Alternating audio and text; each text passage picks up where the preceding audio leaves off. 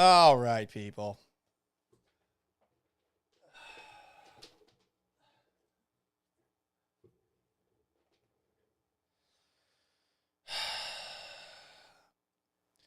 Hello, and welcome aboard another episode of the Gallant Says podcast, live twitch.tv/Gallant Says, youtube.com/Paul Gallant. It is Thursday, January 19th of 2023. Apple Podcasts, Google Podcasts, Spotify, Stitcher, SoundCloud, blah, blah, de fucking blah. Sorry I started so late if you're watching the live stream. I was just told, after making an order on Overstock.com for my condo's patio, that my delivery had actually all come in. But I only got one of the two pieces. So I go on Overstock.com and I try to contact somebody and literally just dealt with an absolute fucking wall of an AI bot who somehow seemingly was a robot, but I don't think it was, because I think the robot was too fucking stupid to actually be a robot. So Overstock.com could go fuck themselves. I just wasted 30 minutes on hold with them. Fuck that robot or human being. I don't know where they are. All I know is that when you say, hey, yeah, we fucked up the order, but can you bring it back to us? Can you drop it off at a UPS? It's like 60 pounds, and it won't fit in my fucking car. And the guy says, hey, we need you to bring it back to the UPS store. Go fuck yourself. Fuck you, Overstock.com. Seriously.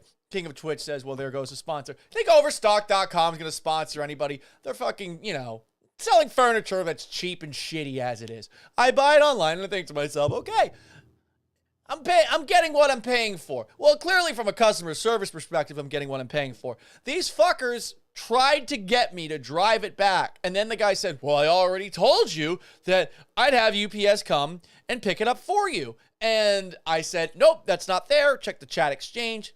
He then told me to look at the previous text. There was no exchange that said that, hey, I'm going to pick it up for you. Then I said, well, at the very least, can you arrange for somebody to come after noon? And they said, no, you're going to have to call UPS to make that happen. Fuck you with a fucking shovel twisted, Overstock.com. Fuck you, fuck you, fuck you some more. Anyway, hi, everybody. What's going on? You having a wonderful Thursday? Huh? I'm doing great. I'm not mad at all. I don't have anger issues. No. Never me. Anyway, E315 says this is way better than Texans talk. Yeah. Honestly, Virginia Buttonweed, maybe I should have gone to Gallery Furniture. I don't think Mattress Mac would have fucked this up. I don't. But again, you get what you pay for. I'm just annoyed that, look, when it comes to customer service, the customer is supposed to always be right? So this person disconnects me from the chat when I first get into it after, I don't know, I want to say like 2 minutes. But they take 4 minutes to respond to everything that I send in. And I get it. Like, they're outsourced. They're somewhere else. They're probably typing in a bunch of different chats. And they got assholes like me who are getting on their case because they're not being prompt with their responses and all of those things. But I can't even get a fucking credit to the store. I'm not even going to use the credit because fuck Overstock.com. But where's my fucking credit? God damn it. Anyway, I'm fine. I'm not mad. I'm totally okay. Katie Furniture. They're good. Hilton Furniture. Brings up King of Twitch, Houston, Texas. I'm not going to read what he wrote in that comment, but I think we used to do television shows from Hilton Furniture every now and then. Sports Zone Unfiltered. You might have been able to watch that show back in the day. Cube 57 with John Lopez and me. Or maybe you watched, what was the other show I did? Just Saying with Patty Smith, John Granado, and me. That was a fun show. Anyway, what else were we going to dive into on today's show? Oh, yeah. While we're on just shitty overall experiences, how fucking terrible is Walmart? While we're just completely taking a blowtorch to any potential sponsors in the future. Have you ever been to a Walmart? Like, I went to a Walmart yesterday because I thought to myself, okay, I've been selling a couple of things on eBay that I don't use anymore, and I needed to get like something to pack it up in. So I go there. I knew I needed new wiper blades. I got new wiper blades there. put them on myself. Absolute man I am. And I got some floor mats for my car. I got a bunch of stupid shit there. Anyway, Walmart's got a lot of stuff. Whenever you go into Walmart, everyone's just so sad and depressed and crushed. And I realized I had to get some stamps to send out my greetings cards for the years that I was supposed to send out. I bought them November 24th, and I still haven't even written out the cards yet. Realized, though, hey, I'm starting to write those cards out. I always buy Happy New Year cards because that way when I send them, like on January 21st, no one raises too much of an eyebrow to the fact that you sent it in late. But anyway, I go there, and you can't get stamps at a cash register. You got to go to the money center to get stamps, and you're waiting in line, and everyone that stands around, they look miserable, and they all look like they haven't showered, they all smell, they all stink, they look miserable. It's fucking awful. And I see the workers there, and I feel bad for them. Like, they don't want to work at Walmart. No one wants to work at Walmart. Get that fucking sunshine logo on your vest. You got the people that are sitting out by the front door that are like, I gotta check your receipt in case you stole something, but I'm not actually going to stop you if you did steal something. Like, they hate their lives. Like, it's funny because, I mean, Target's not all that different from Walmart, right? And yet Target, everything's so nice looking and everyone's happy. You know, it's strange the difference between those two. Target is so much better than Walmart. It's a little more expensive, but it's not a lot more expensive. Walmart's the seventh circle of hell. And I don't know why there's so many circles of hell. I figured there'd just be one hell, but there you go. Anyway, rant aside, I did want to talk about something. I was unable to find this audio before today's show, and I apologize for that if you watch listen to the radio show ESPN 97.5 and 92.5. Colin Cowherd has been exceptionally Los Angeles over the last couple of days. And by exceptionally Los Angeles, I mean people in LA are name droppers. And Colin Cowherd's not originally from Los Angeles. He's from further up the coast in Washington. But they love to let you know that they met with X, Y, or Z. And a lot of people in our industry are that way. As someone who's self-aware, I always try to not do that, but you can't help yourself sometimes. Sometimes you're just going to say, yeah, I was doing X, Y, and Z. I've heard Cowherd's a good dude, so I'm not going to roast him. But the radio personality is somebody that I would find difficult to like. And he has a very specific strategy. So it's been interesting to hear what he has said about his hangouts with Sean Payton, former head coach of the New Orleans Saints, possible future head coach of the Houston Texans, over the last couple of days. First off, he had Sean Payton in studio for about half an hour. I want to say that interview was on Monday. I guess they went out to eat later this week, and a lot of people are talking about some of the things that Cowherd has been sharing from those interactions. Here is Cowherd talking about how Payton explained to him that ownership is the most important thing when it comes to looking at NFL organizations. Belichick and Andy Reid chose owner. Once again, there's always audio issues on this show, but you've come to expect it at this point. Now it's just a running gag. Am I doing it intentionally, or am I just fucking stupid when it comes to playing this audio? Anyway, one more time. Here is Sean Payton with Colin Cowherd. Belichick and Andy Reid chose owner over quarterback, over division, over roster, over cap issues, over draft capital. Who owns the team? And so I think it's interesting listening to Sean last night talk about the various ownership situations and how much it matters. Ownership does matter. Not a surprise, right? And there's a lot of people that are looking at Cal McNair with a side eye at this point in time, and they should. Hannah McNair, too. I do think Hannah McNair is injecting some juice, and I know I've said that a couple of times, into the ownership group. I think they should be looked at a little bit differently than they are now, but again, I get it. Like, why should you give anyone in this organization the benefit of the doubt? I do think that they are being a little bit more forward-thinking, but that is not going to hire them, Sean Payton or some other legitimate head coach. There's a very good chance they're not going to end up with Sean Payton as their head coach. But again, Cowherd loves to share things that he hears. And a lot of sports media folks, myself included, you like to tell people about the things that you've heard from others that maybe are on the record, maybe aren't on the record. And he's not going into specifics there. But the quote that a lot of people on Houston sports Twitter over the past 24 hours have been discussing was specifically this clip. There's a lot of bad owners out there that sometimes they inherited money from a family. A lot of times they don't even like the sport. Somebody dies in the family, they're left with it. But the gap, I can tell you this, the gap, listening to stories last night, between the haves and the have-nots in this league is not just quarterbacks or coaches. It is ownership. Even on Zoom calls, you can spot the dysfunction. Zoom calls, not even being in the room, you can see why certain teams lose and why certain teams win. So you hear that, and it sounds pretty clearly like Sean Payton's talking about the Houston Texans because that's the only team that I guess he interviewed with over Zoom. If you do a little deductive reasoning, take a look at the other interviews that were supposed to take place this week. The Broncos met with Payton in Los Angeles. He is going, I guess, to meet in New York with the Carolina Panthers, right? So, funny comment from Virginia Buttonweed. Maybe it took Cal 10 minutes to figure out video. I could totally see some sort of awkward circumstance happening where there's some technical difficulties getting started up. And you could say that that's a reflection of the organization. It also just might be unlucky fuck-uppery. We're going to make that a thing going forward. Whatever the case, I think some people are throwing up their hands and acting as if there is absolutely no chance that Sean Payton will take the Texas coaching gig. But I don't believe that necessarily to be true. I think Sean Payton is doing what he does best, not just name dropping and being classic Los Angeles. Cowherd is a fantastic politician.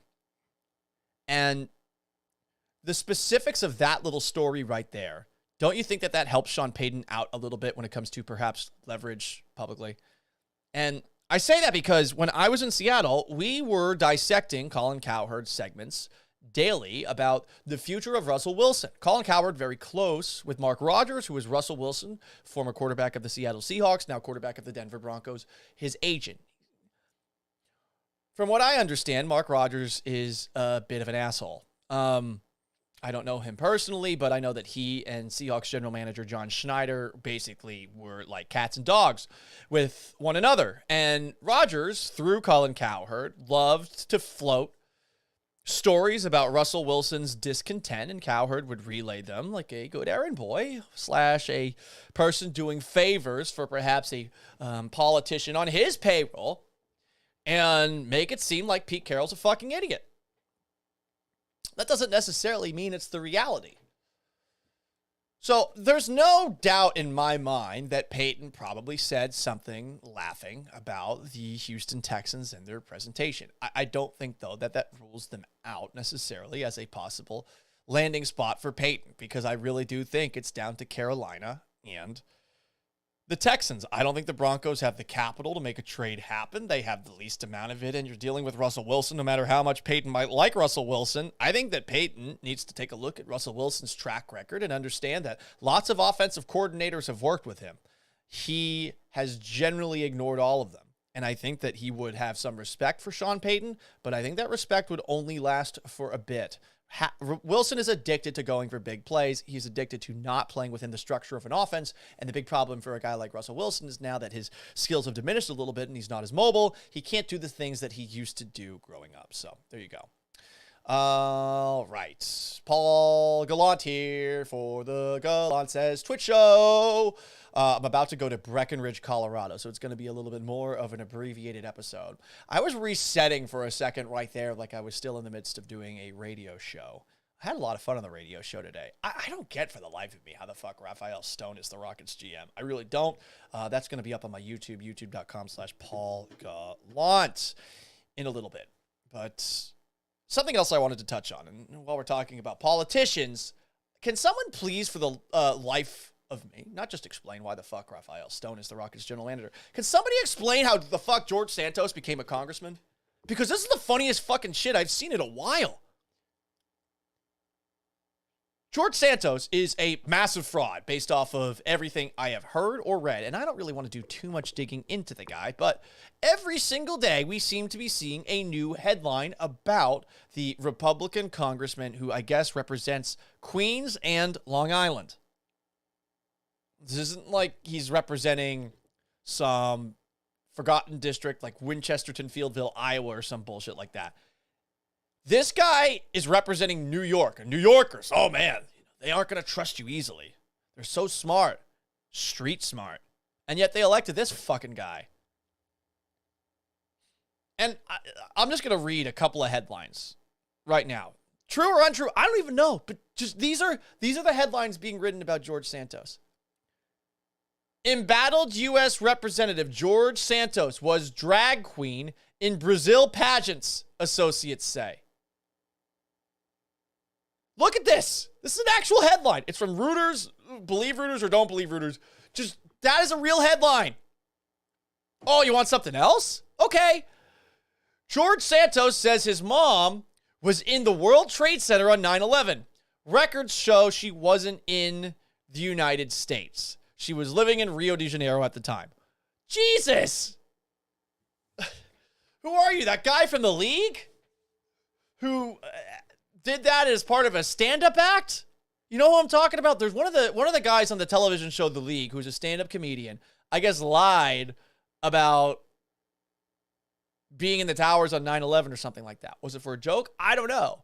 I think Pete Davidson took issue with it because his dad died in one of the towers on 9/11, which is super fucked up. Are we using 9/11 valor for clout? He is a man who said he is Jewish. He is not, and then tried to clarify it by saying he is Jew-ish, which is, I kind of respect it. Here's a piece in the New York Times. Who is Representative-elect George Santos? His resume may be largely fiction. That came from December 19th. How the fuck wasn't that a thing like last summer? How wasn't that a thing? I mean, I read this in a CNN piece, and it's highlighted. You can check it out, twitch.tv/Gallant says, youtube.com/Paul Gallant. There was trepidation among consultants, donors, and other Republicans, including those in Washington, that what Santos was saying about himself wasn't accurate and that his biography didn't line up, the source said. There had also been an expectation that some kind of major story would drop in the press before the election, the source said. But that story never came. A question. Okay, so I think if we're being honest, we would all admit that there is one side that is definitely more online than the other when it comes to the political spectrum, right? The left is way more online than the right. The left is always howling about insert Republican politician X, white supremacism, racism, et cetera, et cetera, et cetera. Maybe some of the times that they're throwing that out there, it's actually true. But, okay, let's just pause for a second. A Republican is elected in a district that is part of New York City. And not one of these fuckers online, and again, we should be skeptical of all politicians, but none of these left-leaning whack jobs that live online and just get pissed off about things that Donald Trump said 5 years ago, none of these fuckers, bored out of their minds, just screaming into the void while staring at their phone, none of these people were bored and tried to dig into him. I mean, shit, that documentary on Netflix, Don't Fuck with Cats, remember that one? People saw a cat getting abused online, and then they essentially tracked this fucking murderer down. And yet here, I mean, this is a layup.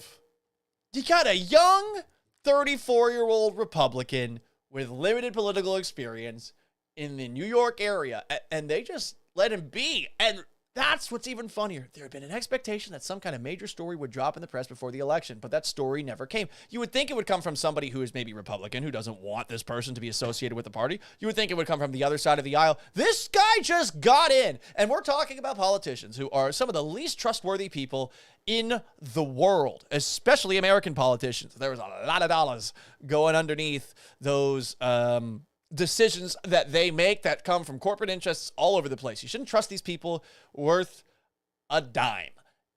And yet, People are like, oh, yeah, George Santos. Okay, cool. Do you want another George Santos headline? Because this is honestly what got me to talk about him on this. Because this seems like it's fake. And I'm just going to transition over. George Santos took $3,000 from dying dogs GoFundMe. I mean, this is the best. By the way, it's a veterans dying dogs GoFundMe. Wow. I mean, this is incredible.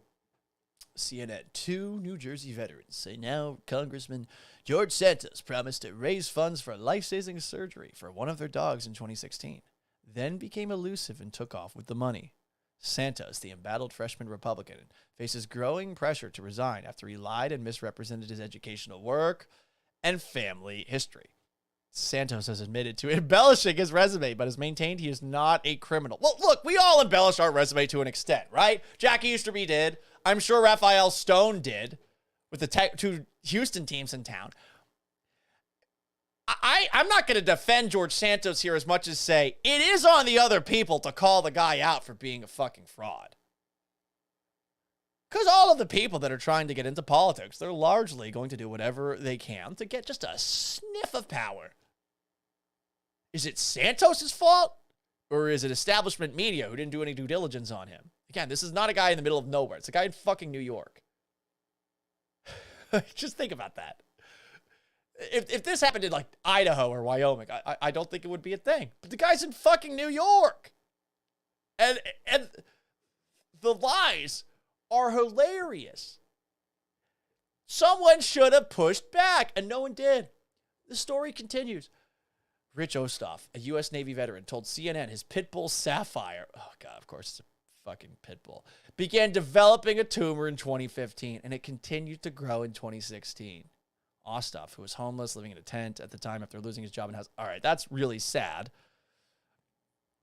Osthoff's mentor and friend, Michael Bull, founder of New Jersey Veterans Network, told CNN he took Osthoff under his wing as part of the charity's mentorship program and tried to get help for his dog.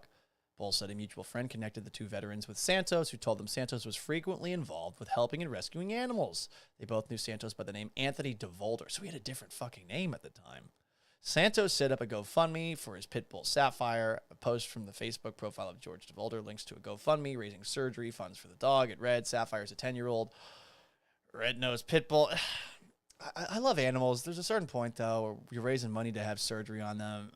It might just be their time, but I don't know. That's me. I'm not the kind of person that's likely to pay money to put surgery on a pet, you know? It's so expensive. It might not actually work, but again, maybe I'm cheap. Anyway, he's been keeping this man company, continues the post. She does not deserve to die because of this tumor. She deserves to be treated and cared for. Will you help this baby and her daddy stay together for a few more years? Does he not deserve to have her? Let's all come together to help this family of 2 stay healthy. Again, we're talking about a dog here. I do think that we weirdly have misplaced love for dogs that we do not know. It's a fucking pit bull. But again, whatever. I think in this situation right here, we should all perhaps pause before giving money to a GoFundMe for a dog and maybe think about giving it to something for a kid with cancer or a kid that's dying. That's me. Like that. If I ever give money, and I occasionally do, it's going to be towards kids who are dying. Kids don't deserve to die. It's fucking awful. Kids do die in this country. They get cancer and things like that. Dogs are great. This is not me being like a cat guy over dogs. I love cats and dogs equally. Cats are just easier for me. Dogs are a lot of work, and I am not responsible. It's weird the way that we look at a stranger's dog. But anyway, back to this. Santos would not give Osthoff the GoFundMe money. He became uncooperative, and this is their side of the story, of course, and he didn't actually give the money over to them. It's hysterical. To me, it's just funny. Like, I want more stories from George Santos, and I feel like he should stay. And you know why I think he should stay? Because I think that we need a reminder that these people are fucking full of shit. Not all of them. Some of them actually do have good intentions before the corporate interests perhaps get their tendrils into them. I do hope that there are some good politicians in Washington and in every single state. But it's hard to believe that many of them are, just given the nature of the job. So a guy like George Santos, as perhaps a scarlet letter on Congress, for all of those people here in our country, to just be reminded about how full of shit some of these people are, I am in favor of it. So there you go. Some other comments. What do we got here? Twitch.tv/Gallant Says, YouTube.com/Paul Gallant. Litter boxes are gross, though, says Virginia Buttonweed. I'll say this about litter boxes. They are kind of gross, but if you put a cover over the top of them, it's not as bad. And I mean, you got to get up twice a day, go outside, and follow your dog around and wait for it to take a shit. I don't miss doing that with my dog, Grizzly. I had a dog named Grizzly. He's a cute little Yorkie poo. James Gilstrap. Didn't realize how difficult it is to just be a normal human being in politics. I don't know how anyone does it. I really do not. I don't. We've gotten very far away from it just becoming something that you do because you're a citizen of wherever you live. You know, Rome, Greece, that's what it was supposed to be. Like, hey, you do it for a couple of years. But of course, some people made careers out of it, and we drifted away from that. And I mean, that's a natural progression. You know, lots of great ideas that we've had in history. Communism in principle does have some good ideas. The problem is whenever you execute it, you're going to have somebody who takes most of the power, and then that person maybe shares it with a select few, while a bunch of other people all are of the belief that, hey, I am doing what is supposed to be done for the greater good, while they're getting fucked over by the people who are above them on the food chain. Anyway, appreciate y'all for joining me. Sorry for the late start on today's Gallant Says podcast, twitch.tv/Gallant Says, youtube.com/Paul Gallant. If you want to join it and watch it live, see the craziness, perhaps even experiencing me lose my mind on overfuckingstock.com. Fuck you, Overstock. Anyway, appreciate you guys so much. So long. Farewell. Have yourselves a wonderful weekend. I will be back at this on Monday. No show tomorrow for the radio. No show tomorrow for the Twitch stream. I'm going to go skiing in Colorado, watch some football games.